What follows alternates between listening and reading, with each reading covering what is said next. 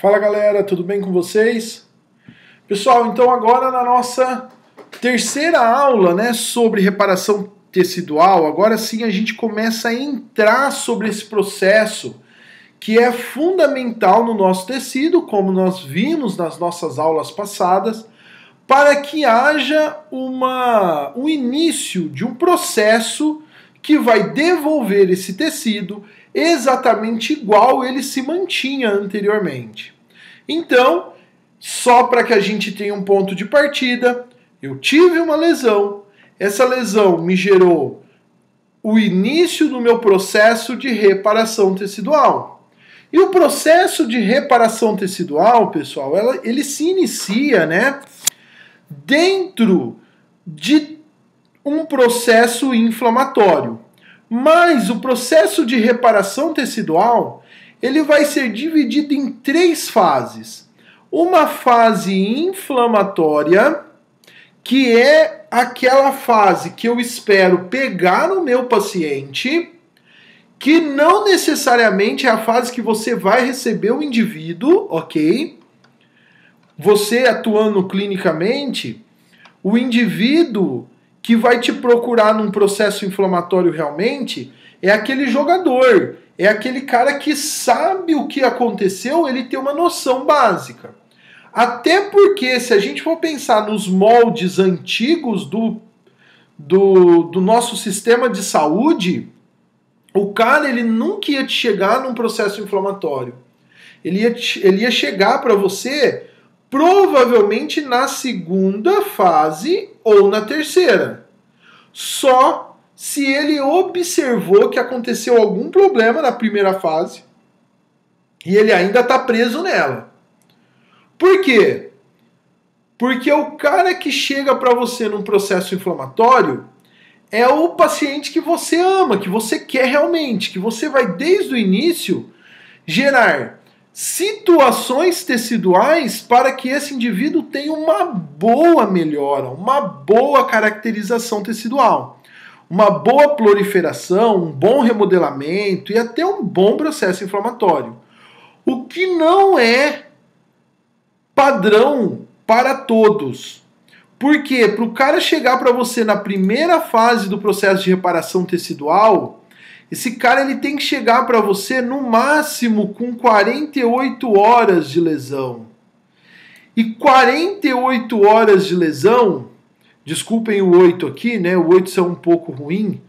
Então, 48 horas de lesão, pessoal, eu estou pensando num indivíduo que ele procurou o médico na hora, o médico já indicou fisioterapia naquele momento e aí ele chegou para você dentro desse período. Se não, muito difícil que eu pegue esse indivíduo dentro da primeira fase de reparação tecidual, que é essa fase inflamatória. Aí eu disse para vocês o seguinte, exceto se teve algum problema. Esse problema pode ser uma complicação do próprio processo de reparação tecidual na fase inflamatória, que são aqueles indivíduos que se mantêm na fase inflamatória por um longo período de tempo. Por exemplo, aquele indivíduo que chega para você na sua clínica depois de uma semana e ele ainda apresenta todos os sinais flogísticos de um processo de reparação tecidual em fase aguda. É aquele cara que apresenta inflamação e ele ainda tem calor, ele ainda tem rubor, ele ainda tem dor, ele ainda tem uma reparação tecidual ruim. Se eu observar esse indivíduo, eu vou classificá-lo na fase de reparação tecidual aguda, mesmo que ele tenha 2 semanas de lesão. Só que eu preciso entender que um cara nesse comprometimento, nesse grau de alteração que eu estou dizendo para vocês, é um indivíduo que vai me dar muito mais complicações clínicas, porque eu já estou observando muito mais lesões secundárias do que os demais. Lesão secundária é uma outra causa que nós vamos ter no indivíduo que tem alteração no processo de reparação tecidual. Então, nesse indivíduo, eu vou observar que ele já vai ter características um pouco mais peculiares do que aquele meu atleta que chegou dentro da fase exata, que chegou para mim dentro de um processo inflamatório sem outras características e outras lesões ou outras complicações do tecido. Trabalhar com um indivíduo que apresenta uma lesão tecidual na fase inflamatória e ele está dentro das primeiras 48 horas, indica que o meu trabalho fisioterapêutico vai ser excelente para ele.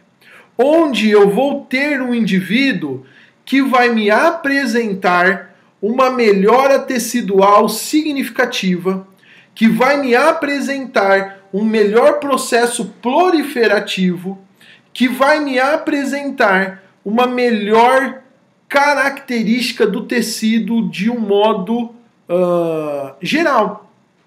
Então é um indivíduo que até mesmo o sofrimento que o processo inflamatório gera para ele vai ser amenizado.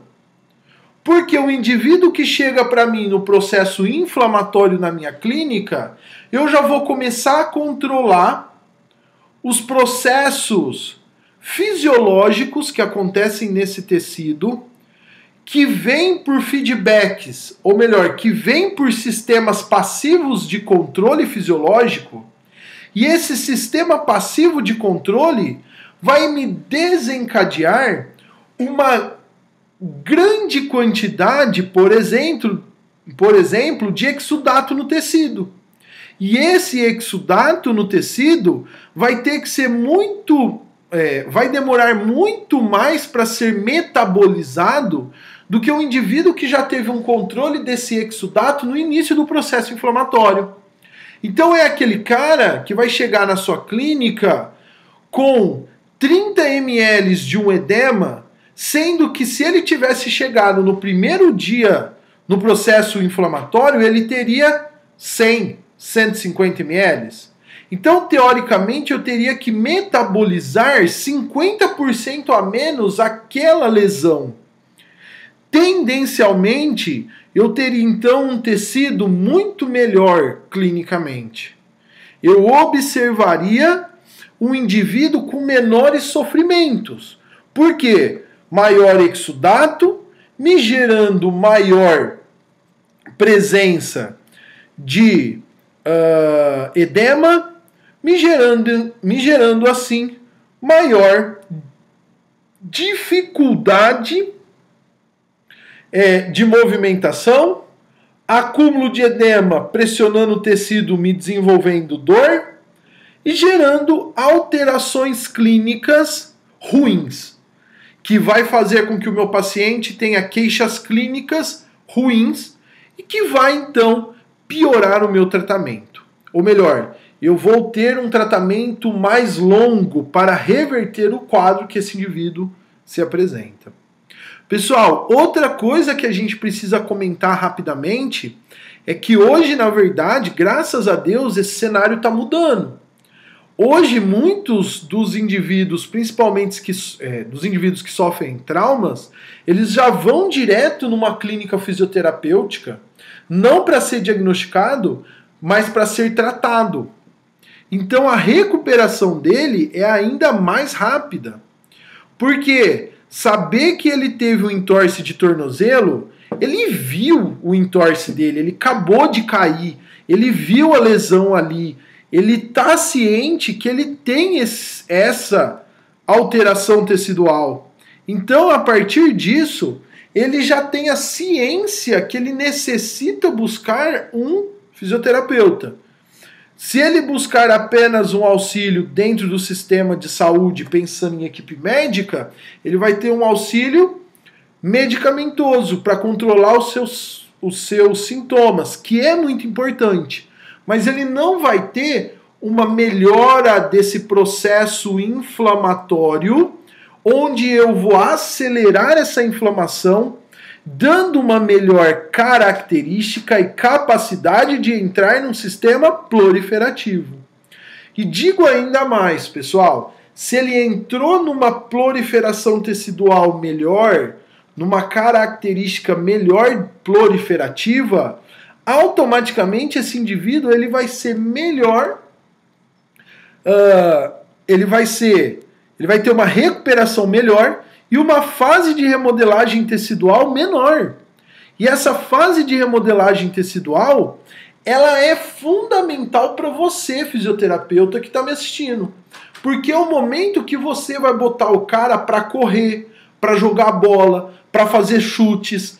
Então perceba que eu não acelero apenas a primeira fase, que é a fase inflamatória. E sim eu vou acelerar todas as fases do meu processo de reparação tecidual. Quando eu recebo esse indivíduo logo no início desse processo inflamatório. Alguns de vocês ainda vão falar assim, mas professor, algumas literaturas trazem tempos diferentes de 48 horas de processo inflamatório. Eu vi uma literatura que traz 7 dias, outra que traz 3 dias, outra que traz 24 horas. O senhor falou 48. Na verdade, vocês vão ver nos próximos slides, quando a gente continuar falando do processo de reparação tecidual, que vai ter essa mesma divergência no meu slide. Porque, na verdade, aí vai ficar uma grande dica para você que é fisioterapeuta, e você já deve saber isso, né? Nós só vamos reforçar aqui. Eu não posso pensar em processo de reparação tecidual lembrando de tempo.